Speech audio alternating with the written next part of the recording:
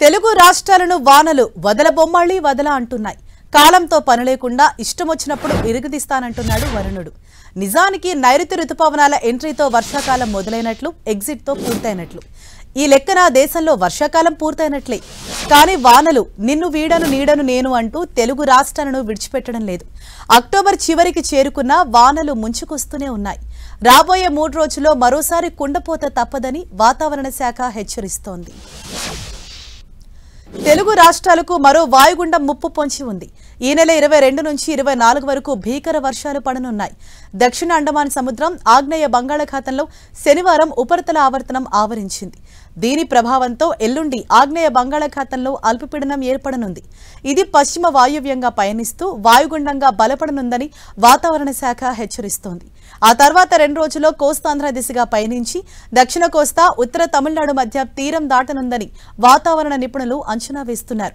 ఈ క్రమంలో తుఫానుగా మారే అవకాశం కూడా లేకపోలేదని వార్నింగ్ ఇచ్చారు. ఎల్లుండి నాటికి మరింత స్పష్టత వస్తుందని వివరించారు. దీని ఎఫెక్ట్తో ఈ నెల 22 నుంచి 24 వరకు రాష్ట్ర వ్యాప్తంగా అనేక చోట్ల వర్షాలు కురుస్తాయని, పలు జిల్లాలో భారీ నుంచి అతి భారీ వర్షాలు పడతాయని ఐఎండీ వార్నింగ్ ఇచ్చింది. ఇక ఆగస్టు, సెప్టెంబర్లో కురిసిన భారీ వర్షాలు తెలుగు రాష్ట్రాలను అతలాకుతలం చేశాయి. అక్టోబర్లో ఆ బాధ లేదని అనుకుంటున్న సమయంలో వాతావరణ శాఖ పిడుగులాంటి ప్రకటన చేసింది. బంగాళాఖాతంలో భారీ వర్షాలకు అనుకూలమైన వాతావరణ పరిస్థితులు ఏర్పడుతున్నాయని, ఇకపై మెల్లిగా మొదలయ్యే వర్షాలు ఊపందుకొని కుండపోతగా మారతాయని హెచ్చరిస్తోంది. నిన్న ఆగ్నేయ అరేబియా సముద్రంలో ఏర్పడిన అల్పపీడనం సాయంత్రానికి తీవ్ర అల్పపీడనంగా బలపడింది.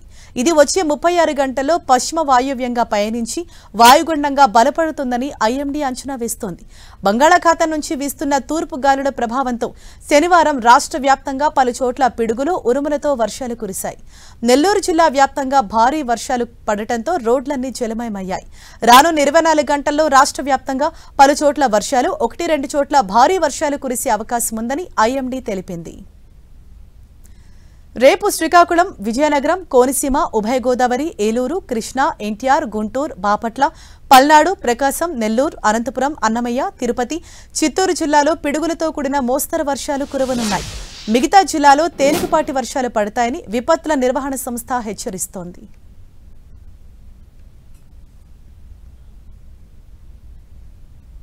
ఇటు తెలంగాణ విషయానికి వస్తే ఇవాళ భద్రాద్రి కొత్తగూడెం, ఖమ్మం, నల్గొండ, సూర్యాపేట, మహబూబ్ నగర్, నాగర్ కర్నూల్, వనపర్తి, నారాయణపేట, జోగులాంబ, గద్వాల జిల్లాలో వర్షాలు కురిసే అవకాశాలున్నాయని హైదరాబాద్ వాతావరణ కేంద్రం ప్రకటించింది. ఈ జిల్లాల్లో కొన్ని చోట్ల ఉరుములు, మెరుపులు, ఈదురుగాలులతో కూడిన వర్షాలు కురిసే అవకాశాలున్నాయంటూ ఎల్లో అలర్ట్ జారీ చేసింది.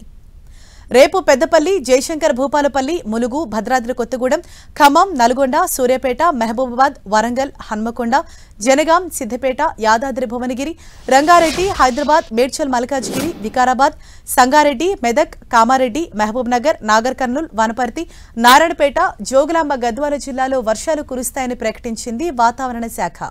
పిడుగులు, ఈదురుగాలులతో కూడిన వర్షాలతో ప్రమాదాలకు ఆస్కారం ఉంటుంది కాబట్టి ప్రజలు అప్రమత్తంగా ఉండాలని హైదరాబాద్ వాతావరణ కేంద్రం హెచ్చరించింది.